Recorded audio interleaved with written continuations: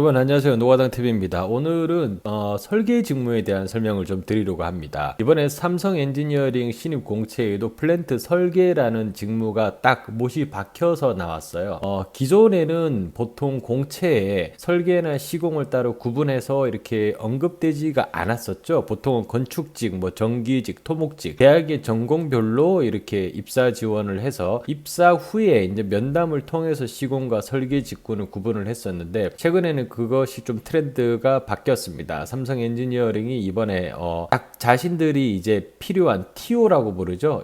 TO가 필요한, 추가 인력이 필요한 직무에 대해서만 딱 꼬집어서 핀셋으로 꼬집듯이 그 직무에 대해서만 공채의 직무를 넣었습니다. 자, 이 설계 직군이라는 것이 상당히 이제 많은 분들이 좀 궁금해 하세요. 이게 이제 시공과 어떤 차이가 있는 것이고 과연 어떤 업무를 하는 것인지. 기본적으로 설명을 드리면은, 보통 설계 직군으로 이제 건설사에 입사를 하시면은 초기에는 거의 본사에서 한 1, 2년 정도 이제 설계 업무 프로세스에 관련된 업무 내용을 배우신다고 생각을 하시면 됩니다. 그리고 난 후에 보통 이제 입찰이 들어가는 프로젝트의 담당 설계 직원으로 선임이 돼요. 이제 해외 프로젝트일 수도 있고 국내 프로젝트일 수도 있고, 이제 이 프로젝트가 기본 설계만 담당하는 피드 계약일 수도 있고, 또는 피드가 끝난 후에 EPC 계약에 포함되는 설계 스콥만 담당하는 직원이 될 수도 있어요. 이 피드라는 것과 EPC는 서로 다른 개념입니다. 기본 설계만, 피드만 계약을 해서 국내 건설사가 이제 계약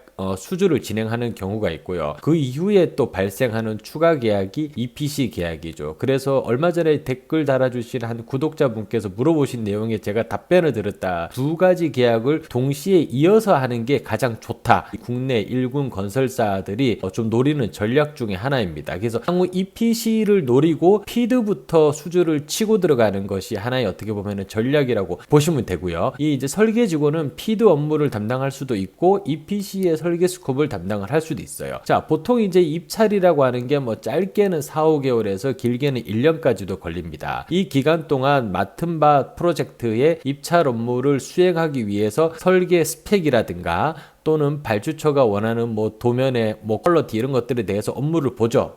물론 이제 본인이 직접 다 하진 않아요. 위에 사수가 원하는 대로 서포트를 해준다고 보시면 됩니다. 신입사원 때는. 그러고 난 후에 이 프로젝트를 수주를 했다. 그러면 이 직원이 나가는 거죠. 이때는 이제 만약에 내가 쿠웨이트의 KMPC 공사의 EPC 설계 스콥을 담당하는 직원이었다 했을 때, 우리 회사가 이 공사를 땄다 라고 하면은 이 직원이 시공 직원들과 함께 현장에 초기에 부임을 합니다. 물론 시공 직원들처럼 2년 3년 이렇게 쭉 있는 건 아니에요. 왜냐하면 도면 이슈가 끝나는 시점이 되면은 설계 직원은 본사로 복귀를 해야 됩니다. 더 이상 있을 필요가 없죠. 그러면 도면 이슈는 어느 정도까지 기간이 걸리냐? 보통 시공 공정률이 한 50% 정도 갔을 때는 도면이 어느 정도 마무리가 됩니다. 이제 설계가 먼저 시작이 되고, 설계가 반 정도 됐을 때 시공이 들어가고, 그리고 시공이 50% 정도 됐을 때 설계가 끝난다고 보시면 돼요. 그래서 이 설계 도면이 마지막 한 장이 이 최종 이슈가 되는 걸 보고, 이제 더 이상 문제가 없이 깔끔하게 정리가 됐다라고 했을 때 설계 직원은 이제 본사로 복귀를 해서, 이 직원은 이제 그 다음 프로젝트를 담당하는 사업팀으로 배정을 받아서 부임을 하게 되는 거죠.